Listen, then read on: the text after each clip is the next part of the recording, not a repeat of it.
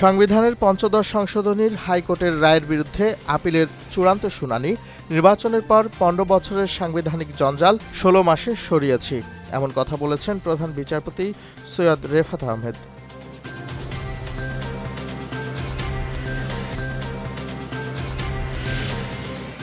সন্ধ্যা ৬টায় ঘোষণা করা হবে জাতীয় সংসদ নির্বাচনের তফসিল। জোরদার করা হয়েছে নিরাপত্তা ব্যবস্থা।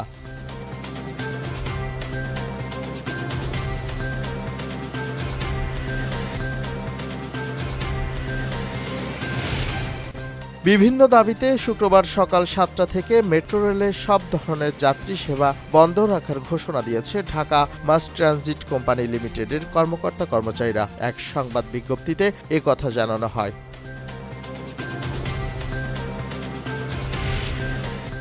রাজশাহীতে নলকূপের গর্ত থেকে শিশু উদ্ধারে ৪০ ফুট গর্ত খনন কাজ করছে ফায়ার সার্ভিসের সদস্যরা।